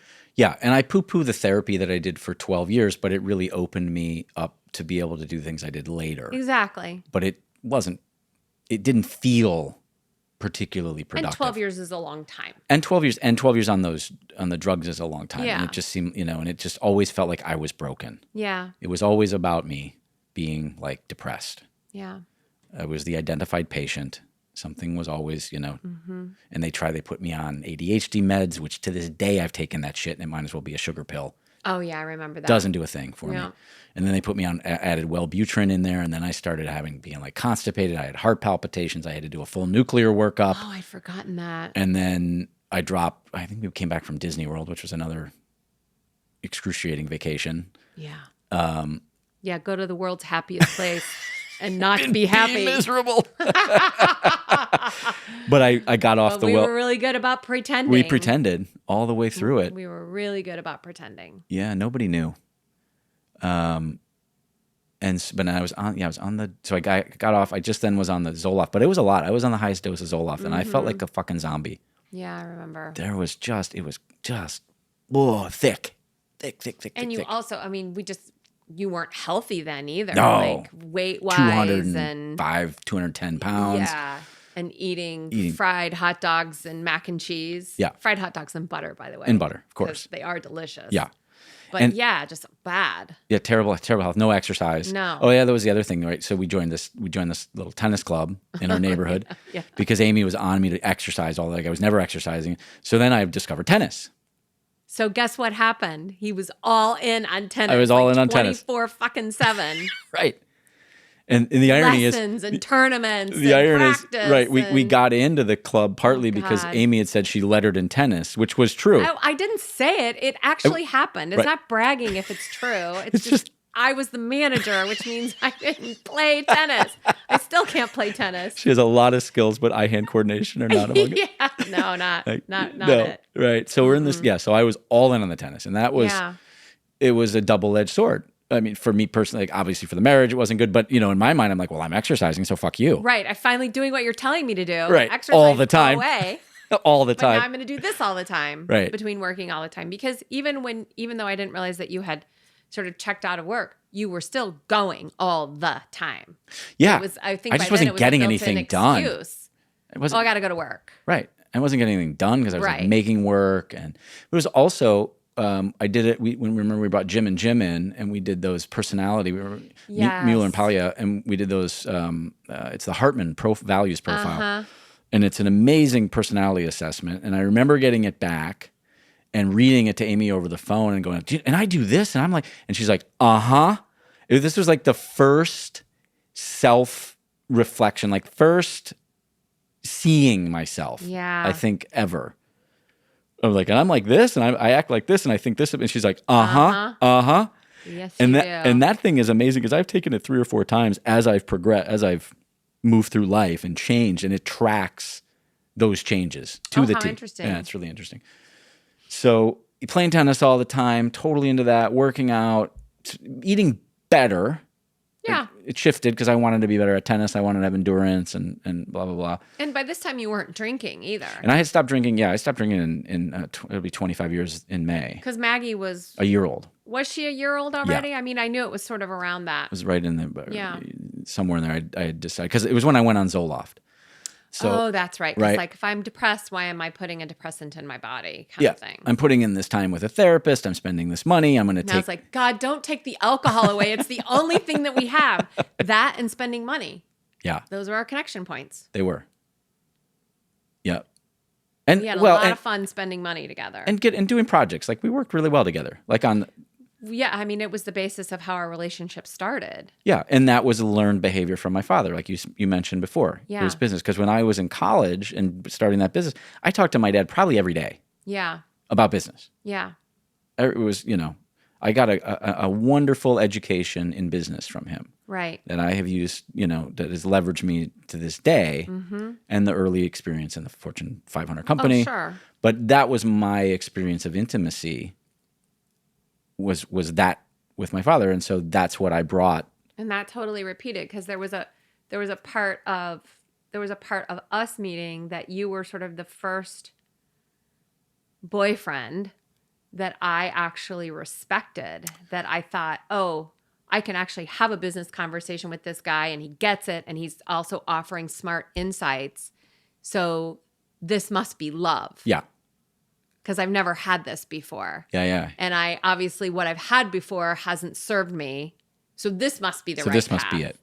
And oh, by the way, I'm in my 20s, so this is about the time you meet, Yeah, that you were late. and get married. Yeah, 26. My right? friends were either getting married or with somebody that they eventually married and starting families. So it's kind of like, well, that clock tick tock. Right. And similarly, I remember, respecting you a lot, and we were friends. We were. Right. I just sort of always hooked up. Right. So this was like, we were friends and respected each other, and we were having sex, so we should get married. Right. And we worked really well together, which served the business and served us as parents. And right. Yeah. Yeah. And so now I'm playing tennis all the time. I'm fucking miserable. And I don't have any, even after whatever, 10, 12 years of therapy, I still don't really know how to advocate for my needs. Right. I didn't know what they were. Right. Even.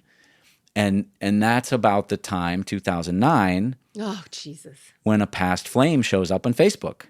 Well, first of all, the business started to go south. Oh, the business go back to 2008 when everything fell out with the economy. Oh, yeah. It was about the time that the right. technology was changing with cell phone technology. That's about the time when the whole digital camera cheaper digital cameras.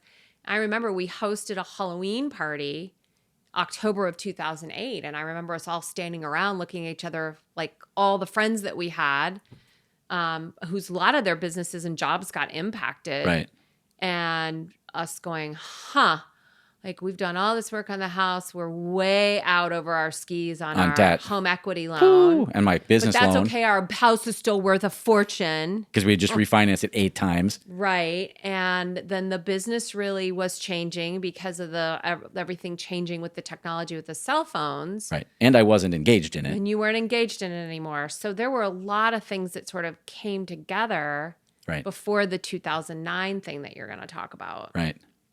Yeah. Well, and you actually had suggested in 2008 at some point, maybe we should get divorced. I did? You did. I remember it very clearly. Wow. And I just thought, well, no, we don't do that. We work on it. Right? We were Except you didn't want to work on it. Right. It sounds good. I know. I didn't know what that meant, but I was just like, well, no, we don't do that because so I don't remember that. Yeah, we did. I don't remember. And we were going to marital counseling in like, I don't know, maybe that started in 2009. I don't remember. We drove to Evanston. Oh my God, yes. Or sometimes downtown. Why not make it super inconvenient? Evanston was like an hour away in traffic. Yeah, which we would not talk the whole way there or the whole way back, but we would drive an hour so that we could talk. Yeah. And not solve anything. Oh. Right. I don't want to go back here. This is the crazy shit that we do. Jesus. So in this melange of shit that we're in walks an old flame. Yeah. And so I started an emotional affair in mid on Facebook. On Facebook, right? You reconnected there. Yeah, in the summer of and it and it was like, oh, I can tell her everything, and she loves me. It's all the things that you see in the movies. I mean, it was perfect. And I remember telling my therapist, and he's like, well, you really you're in this heightened emotional state. Well, you can't tell anybody. No. But this was somebody that I had a flaming hot thing in high school, and then I never saw her. Right. It just right. Yeah, I had graduated. It was my senior year, and she. I mean, I know now that she was in my life to get me on the path that I ended up on, because she was the one who suggested that I go to a place called the Meadows. Right. In Arizona, and I went and it was a experiential therapy in a group, and that was when I came out of that and everything was sparkly. It was the first time in my life, like, everybody in the airport was sparkly. They were beautiful. It was amazing. And I came back into this shitstorm of our marriage that was falling apart, and finances were falling. Everything was falling apart. Everything was falling apart. And it did. And it needed to. Yeah, it did. It needed to fall apart because it was built on, I don't know what. It was not, it needed to come apart. And it did. And that was the start, although it was a rocky start to the transformation that I went through, because I wanted, once you taste that, you want it. bad. You like that. Sure, why wouldn't you? That not the affair. The No, the but meadows, the feeling, the feeling, the raising of the vibration. Yeah, people are sparkly. Life is beautiful. There's love. Yeah, it feels good. Feels good. Yeah, because I worked out some stuff. There was a lot of psychodrama, beating on pillows. I was terrified when I went. Yeah, like I got to talk about this shit in front of me. I didn't even know I was going to have to talk about, but I didn't. You write it out. We got to talk about it. And there was a fortune to go. And yeah, it was a couple $1,000. We had no money. Right. We had no money. Yeah, but it didn't. I mean, matter. I knew I needed to do it. No, and it was the right thing to do. But it was it was at that woman's suggestion. She had been and she saw something in there, and so it was very useful. And so we split. I moved into a shithole over in Oak Park, and really struggled to figure my shit out. I ended up getting into tons of tax debt. Yes. Because I wasn't reporting anything. Well, and the sort of the relationship that blew up our marriage was not lasting. Yeah, that lasted about a month after we split. Didn't feel very good, obviously. Right. And I remember, this is crazy, but I remember coming over maybe to bring something that the kids were going to need over the weekend or whatever, and you answering the door, and I saw that you were so distraught, and I was like, what happened? And you were like, well, we've broken up, like it's over. Yeah. And I remember being very empathetic. Yeah. And us sitting and talking about it, which just, again, had that not happened, I don't think that I would have been like, okay, we are getting to, like, this is over, because that was too much for me to ignore that you had this relationship outside our marriage. Yeah, right. But the fact that we were both still so there for each other as friends, even though all this shitstorm was around us, like we were just meant to be connected. Yeah. And then especially through the kids, right? Then especially through the kids. But yeah. Yeah. So all of that also happened too. So yeah, that sort of started your, hey, I'm going to get this apartment and I'm finally free and I'm going to have this life. I went down and visited her. Yeah, you did. And I didn't realize the depth of my own trauma. I certainly didn't know the depth of her trauma. Right. And when we came together, it was like way too much for her. Yeah.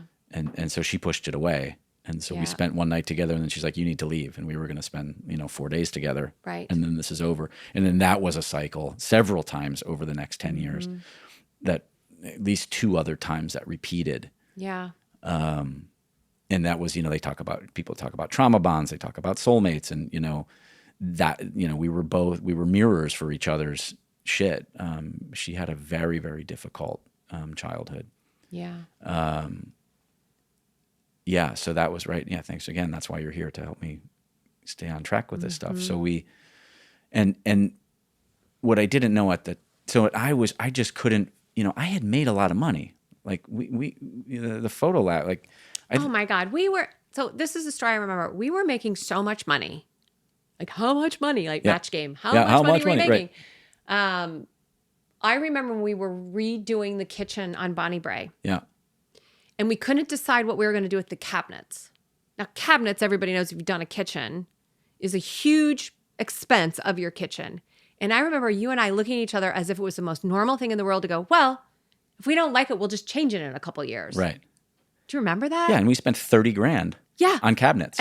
But didn't think anything about, well, maybe this isn't what we want. I mean, we did ultimately like what we chose, but we just thought, well, we just redo it. Sure.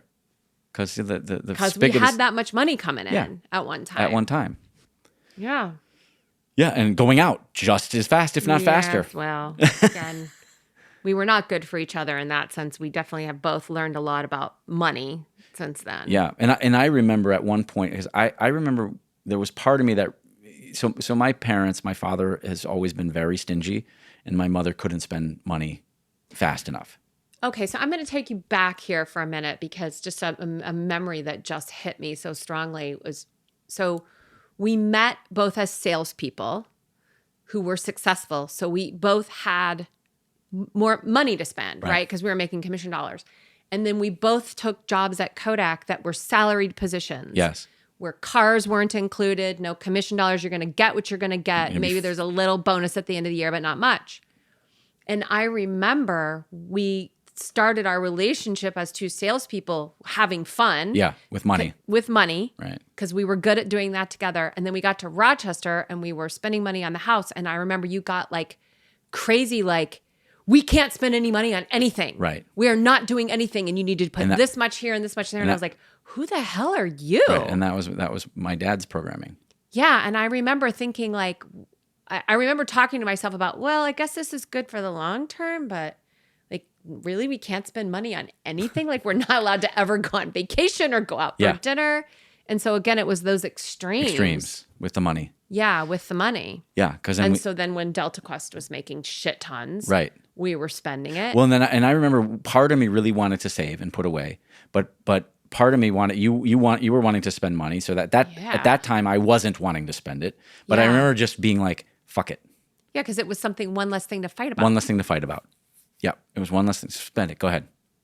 Yeah. Go to Hannah Anderson. And I kept waiting to make us happy. Yeah. Kept waiting to fill the hole. Yeah. Yeah. Yeah. So at this point now, we have no money. My God. House gets foreclosed on. Bankruptcy. Yeah. I filed for bankruptcy. You filed for bankruptcy. Yeah. Yeah. Right? Yeah. House is foreclosed on and we get divorced. This all happens in the span of about 2 years. God. And oh, by the way, nobody knew that we were having any problems at all. No. They were all like shocked. all of a sudden it was like, what do you mean you're getting divorced? What do you, yeah. You guys are such a fun couple together. We're like, well, actually, yeah, we are fun, but we're not a good couple. Right. And so then even coming out of that bankruptcy, then I became a photographer, which I had wanted to do, but feared. Like, didn't think I'd be good enough. Very much an imposter syndrome around it. We really taught yourself the photography when we were at Kodak because you were doing the digital stuff and you had a curiosity to say, well, how does this actually work traditionally? Yeah. And I learned the traditional and the digital side by side. And then I was lucky enough. What I found in my life is that when I am invited into things by others, and it's a nature of my human design, which is a whole nother paradigm, that's usually when things work well for me. So Karen West was the one who invited me, and I had started photographing children in 2007 because she said, you're really good at this. Yeah. So along the way, I'd been photographing our kids and kids at parties and whatnot. She said, you need to do this. Except it was also a way for you to be there, but also not be involved. Oh, yeah. Absolutely. I mean, because if you look back, there are not a lot of pictures of you. No, not in my family. It was my way, especially in family of origin. Yes. So at holidays, at you events, hid behind your camera. I hid behind the camera. And I was working things out with the camera and internally. Yeah. Because then I was photographing children, and I when I started photographing children, I didn't want the parents there. Right. And you didn't want anything posed. And I didn't want anything posed. I didn't want to control anything. I just wanted to shoot it. But I think when I look back, it was my way of working with my inner child and of living through these kids who were having fun. Yeah. Who were just confidently joyous. Right. Joyful because I didn't want mom saying, oh, do this and do that, and to making them to perform. Right. Because you had spent your childhood performing. And making the nice picture of the 3 children, 2 parents. Right. Yeah. Yeah. So I started doing that, and this started before, if you remember, before the crash. So everybody had a home equity line, so they were giving me $3,000 to go do a session and deliver an album, and that was great, and blah blah blah. So I stepped in. My dear friend Steve Green, who was the Chicago Cubs photographer for 40 years, invited me to have an office space at his studio, and began giving me gigs. Because he saw that I knew what I was doing. And so that was a huge boost for my career. He would give me, jobs at Nike and Gatorade and things like that he couldn't cover because he had Cubs games. Yeah. And Cubs games as well. But I still, there was still a lot of imposter syndrome. I didn't think I was that good. And part of it was, I found this later through the medicine, working through therapy, was I didn't want to make any money because I didn't want to give it to you. Yeah. And if I could drive myself into tax debt, that meant I didn't have any money. Because, again, I didn't know how to advocate for myself. But I just knew I had tried to do everything I knew how to do for you to be happy. Right. And ultimately, I wasn't happy. You weren't going to be happy. But I didn't know that stuff then. But there was and it was Landmark that unlocked that in the beginning, because I got up there very first day, very first person on stage. I said, I've got $100,000 worth of tax debt. I've already filed for bankruptcy. I've already filed for foreclosure, all the things. I said, I think it's my dad. And Jeff Wilmore, the leader's like, nope, think again. Yeah. And I was like, my ex-wife? Yep. It's that. And I didn't see it then like I see it now, Right. where again, it was like, well, I just had to drive myself all the way into this hole, so there was nothing to give. I would literally do a job and then take like 3 weeks to send an invoice, and then I would get the invoice, even though I needed the money, I would get the check, and then I would let this check sit on my desk without depositing it. Like, it was this crazy, and I couldn't undo it. Right. It didn't matter. I saw it, but I couldn't shift it. And it was, and then I started working with Melissa Ford, who I've interviewed on this show. She's the greatest thing ever. And she's amazing. Yeah. And we started looking at that stuff. And then she wanted me to do a fairly expensive engagement to help with the tax debt and get around that. And I couldn't face it yet. I couldn't look at the money stuff. It was like just this black, sludgy, like, ooh, I tried to read a book called The Energy of Money, and I got like 5 pages in, and I was like, whoa, no. You know, so all this is going on. And then a couple people had told me, a teacher had told me that we went on a field trip together. I was chaperoning, told me about a program called Landmark. And then it came up again. And so I went and I saw it for me. I did, and I signed up for it. And it's a 3-day program called the Forum. Yeah.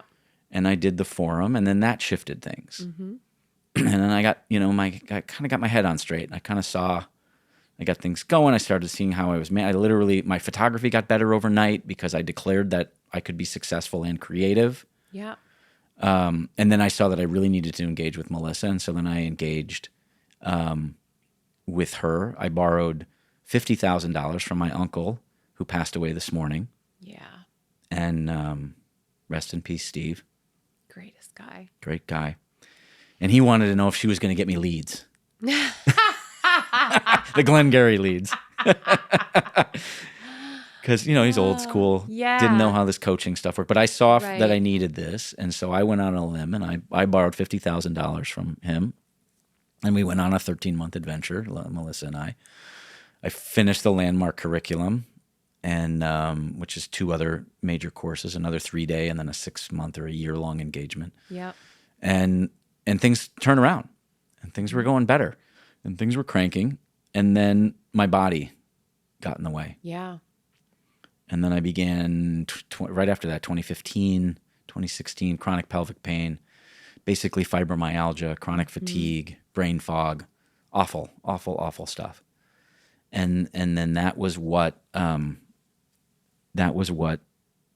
set me on this healing path, what really kicked things in, because I spent 2 years, 2.5, almost 3 years in the medical system. I got a concierge doctor whom I have to this day, saw her this morning. I don't, and I say these things, I didn't have any money. I had very little. I wasn't making a ton of money when this stuff was happening. And Amy was great in handling things with the kids. She got a full-time job and was able to take that burden off. Well, you say it as if I did it in a genuine fashion. I didn't really have a choice. No. Right? I mean, somebody had to Yeah, somebody pay for the things and have the health care and all that. So just had to do it. Right. Just had to do it. Yeah. But I think it's also, it's interesting as we're talking about all this today, like it's still, even when you tell the story, it still sounds so like, well, this happened and this went up and this went down. Like, I think it's what's hard, and that I think what you want to try to communicate is that even when you're moving forward, it doesn't feel like it. Yeah, that's great. And so in retrospect, you can tell the story and you see the steps and the path because you're past it. You're through it. Yeah.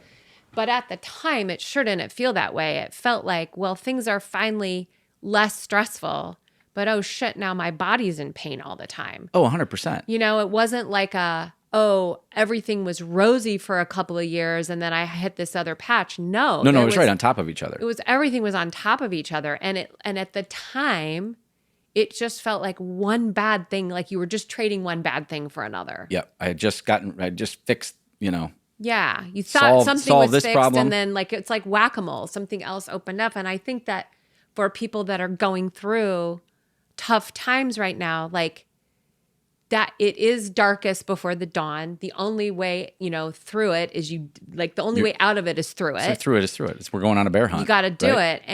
And I think that you just have to, like Glennon Doyle talks about, you just have to do the next right thing. Yeah.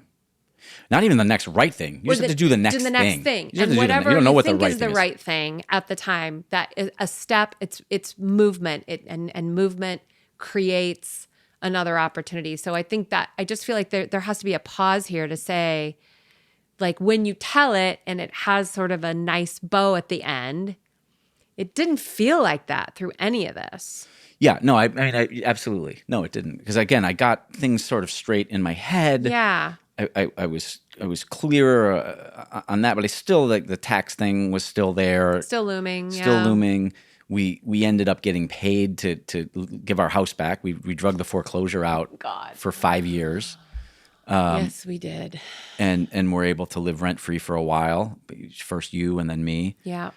So that was helpful. But the other piece of it is that, I really believe that there's a level at which this stuff is being orchestrated at a higher level. These things they're lessons that we're here to learn. And it's easy to say that and to see that on the back end. But when you're in it, it's just like, fuck. They just feel like more barriers that you got to get around. And like different barriers. And like it's happening to you. Yeah, as if somebody is orchestrating it against you. Against you. Yeah. And I used to think that I remember I met a very prominent software designer in Sedona in 2020. And he was getting a tarot reading when I was checking out some artwork at this studio, and I came to find out later who he was. And he was towing around a giant statue of Shakti. He had been called to make like 16 of these things and take them. Okay. Big giant on the back of a Sprinter van on a trailer. And he was going to put them at different places. And so I have pictures of myself on this thing. And we were chatting, and I didn't know who he was. Just a nice guy. I figured it out later. And I said, yeah, the universe is really indifferent, isn't it? And he said, oh, I've always thought of it as really like benevolent and caring and supportive. And I was like, oh. And what word did you use to describe it? Indifferent. I think that's fascinating that you said indifferent and not... like oppressive or oppressive or against me against or me. Like No, I just vindictive. I just thought it was indifferent. Okay, that's sort of an atheistic point of view. All right, and he said no. There's beauty there. There's beauty. There's support, and that was a shift. I had taken some medicine prior to that point, so that was helpful in opening me. I was like, oh yeah, that was a shift for things. But yeah, the only way through it is through it. Yeah. And and then it was all this. I thought something was wrong with my body. Yeah. Right. Like I need to go to a doctor. I had all these tests. All the tests. All these things. Drugs. We tried different things. Just elimination diets and and oh geez. And then I had a tennis buddy, Milt, and I was telling him my tale of woe one day, and he said, it could be emotional, and I was like, Milt. I know there's a giant tumor and they just haven't found it. Yeah, right. And all the MRIs and all, and I was like, And then I was with Vicky doing very shortly thereafter, who was my pelvic floor therapist. Because it literally, I felt like I had razor blades in my urethra for most of the day. You were in horrible pain. Yeah, and I was trying to work and squat and lift things, and so she usually was doing very painful manipulation of my fascial tissue and my groin and my inner thighs and internally. And this day she happened to just touch. She made some marks and she touched the inside of my left thigh very gently on this mark that she'd made. And I burst into tears. I didn't know why. I mean, I was fine with it. I was just like, okay, I guess Milt's right. Wow. And that was about the time that How to Change Your Mind came out. First, my younger brother had been trying to convince me to try psychedelics, and he's had a lot of trouble with addiction over the years. And I'm like, I didn't see the distinction. I'm like, I don't think it's really working for you, and I'm not, Plus, you'd given up one addicted, like with drinking, you were like, okay, I borderline could be an alcoholic. Yeah, I was on or headed that direction. Yeah. I wasn't controlling it. Yeah. The last time we'd smoked pot was in Amsterdam in 1995. Another not great experience. Right. And so I hadn't smoked any weed or anything. I'm like, right. And then then the book came out. And he gave me he said, "Why don't you check this out?" And I read the book and I was like, "Huh." And then I got some mushrooms, tried a little bit. Nothing much happened. Took some more. Music sounded really good, and my body started undulating, involuntarily. My pelvis. I was like, "Oh, that's interesting." So then I took 50% more, and not coincidentally, the strain was penis envy of mushrooms that I took. That's the name. It's the name of the strain. Oh, goodness. And I put on The Wall by Pink Floyd because I didn't know what you do for psychedelics. I mean, why wouldn't you just pick that? Sure. And I had a beautiful, powerful experience. I had done 10-day silent meditation retreat prior to this. Yeah. 2016, I sat for 10 days. Somehow, I don't know, I was so bound up. I sat for 10 days, had a beautiful experience with that, of feeling boundless love. That's when you did see that the universe was there was love. I remember talking to you about that after you came but back. I kind of forgot about that because it was years later that I ran into the guy in Sedona. Yeah. We tend to rise up and then we cycle back and forget. And so, especially when there's a lot of pain. Yeah. And so then I knew I was onto something with the psychedelics. And then I got connected. The universe connected me with an underground psychedelic therapist who actually advised Michael Pollan on his book. Oh, interesting. I didn't remember that. Yeah, and they, I wanted to do mushrooms the right way. Yeah. And they said, well, let's try MDMA. I'm seeing some PTSD here, and that's really a little bit better for that. Okay, you're the expert. And I had also, when I went into that session, the ciprofloxacin that my doctor had given me to try to knock out what was not a bladder infection had affected my connective tissue, which it does. Okay. And I had frozen shoulder on my left side. Oh, I'd forgotten that. And it was excruciating. Oh my God. Because, you didn't have enough going on. I didn't have enough going on, right. So I had a frozen shoulder too, where I could barely move my left arm without excruciating pain. Which is a great affliction for a photographer. Yes. That holds the camera with their left hand. Yeah. I had to change how I put my clothes on. I put my shirt on. It was awful. And I had tried PT. I had done a cortisone shot, and it could have been saline. Well, again, because it wasn't physical. It wasn't physical. And they said, well, you can do surgery, but it doesn't often work. Great. Oh, and probably I don't have any money to do it either. Right. Yeah, I probably had no health care at that point. Yeah, right. So I go into this session, have some really deep realizations about the fact that my parents loved me. I know that they did. They did their best for me, but I didn't have parents in the sense of nurturing parents who nurtured me. They didn't know how to. It'd be like trying to teach somebody how to play guitar and you've never been taught how to play guitar. Right, because they weren't nurtured. They weren't nurtured. They didn't have any models or experience. No, my mother's father came back from 4 years of war as a Marine in the South Pacific doing hand-to-hand combat, got married to my grandmother, never talked about it again. Right. I only met him later when he kind of buried whatever. I knew him as a very loving, happy guy. I don't think that was always the case. Right. I mean, stories would suggest that that's not the way that your mom grew up. Right. So I came out of that experience and I could move my left arm without any pain. And it was still stiff. Yeah. But the pain was gone. Gone. And then I was called to do ayahuasca, which I went down to Ecuador to do in 2019. 2019. Maggie was she graduated France in 18. Oh, that's right. It would have been 19. France. Yeah. It was Sorry. Spring of 19, and she was down there. And so I hooked up with her and her host family. Mm-hmm. And I went even further south and had beautiful 12-day ceremony with ayahuasca and wachuma, which is mescaline. Very, very powerful. Stuff, incredible. And when I came back from there, I was doing this goes to how the body keeps the score, if you will. Bessel van der Kolk.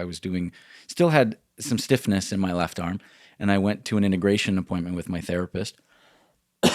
And when I was leaving, it was one of those, when you got something coming up and you can't really tell what it is. Yeah. There's an emotion and there's something in your body and you don't really know. And I got in my car, it was because it was in the city and I had to come back to the suburbs, and I really shouldn't have driven. And I had to pull over because what I realized was that the pain in my left shoulder was from getting spanked as a child. My father would lift me up by my left arm. He would yank me up by my left arm and swap my ass. And when I had that realization, it was debilitating momentarily when that left. But take me there. Like, what was it? What was debilitating about it? The memory? The release of it. The release of it. The emotion. The emotion that came out was, I had to pull my car over. I couldn't drive. Because I called my therapist and I said, it was there. I didn't, but could it be this? And they said, oh yeah. Totally. Yeah. So I pulled over on Grand Avenue underneath the railroad tracks and just bawled my eyes out. And then it loosened up. And it loosened up. And I spent about 3 years getting it, 4 years getting it kind of, still not quite back to normal. So yeah, the stuff is stored in your body. And, I had a woman who I knew from the photo world. Actually, it was the first time I met her, and it was right after I'd done psychedelics, and she said, well, just keep doing MDMA till you figure out what's wrong. And I kind of did. I probably sat with MDMA 15 times over the course of a couple of years. And it's just a beautiful medicine because it would kind of suppresses the ego. It doesn't kill the ego, but it takes a back seat, and the heart gets to talk.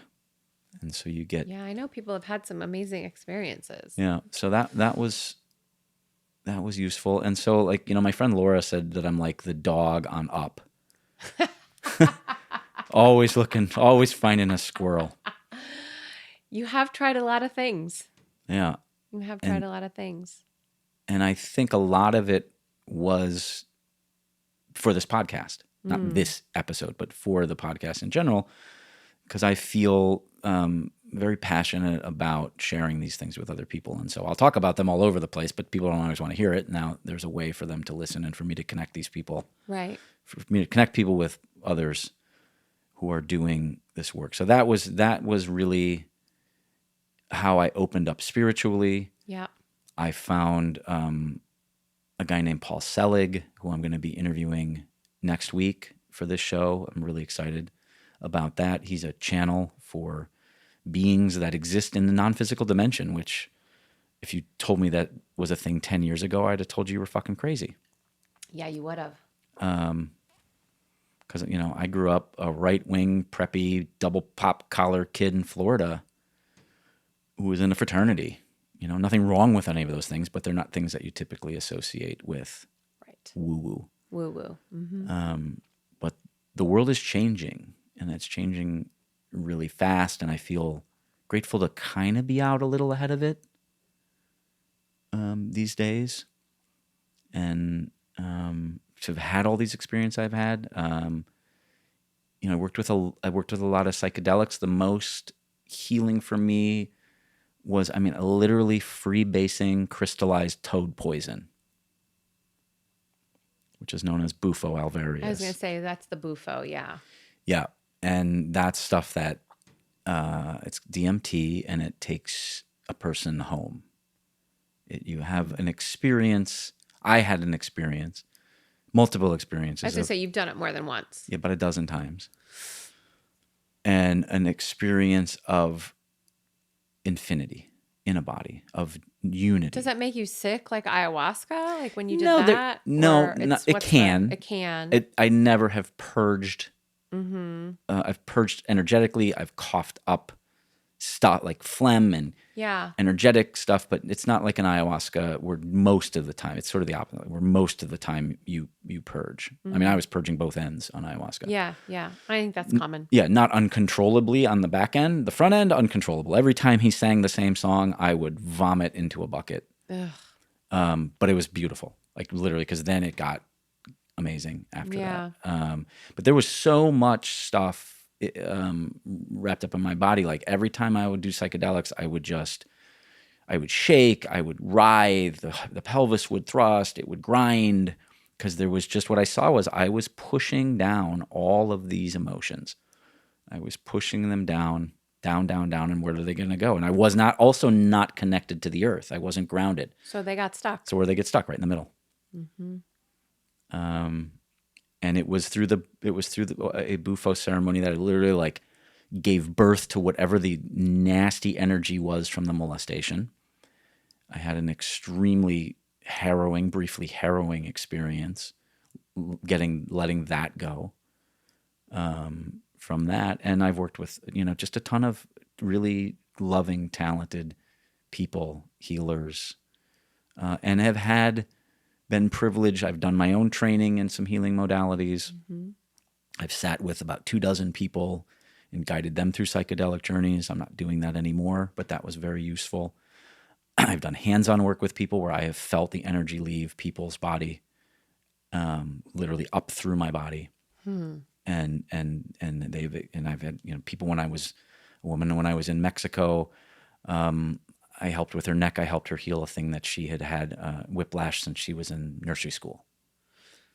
And so I'm, privileged and honored to have been able to do that. And these are all things that I couldn't ever imagine for myself. Yeah.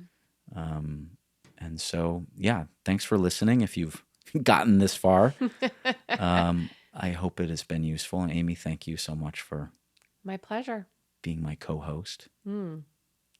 Was I referee? Back to the beginning. Did I referee well? Yeah, that was the only word I could think. But you did exactly what I knew you would do. Okay. Which was to be like, no. Yeah. No, let's look at it this way. Or no, this happened. Well, and I think whenever you tell the story with somebody that lived some of it with you, there's different dots that get connected. Right. Yeah. Yeah, and so I didn't want to just be totally speaking blankly into a microphone. And I was, like I said, you did exactly what I had hoped. Well, it was an honor to be asked. So thank you. Yeah, you're welcome. So that's it for today. I hope it was useful. And reach out if I can be of any assistance with anybody. Peace out.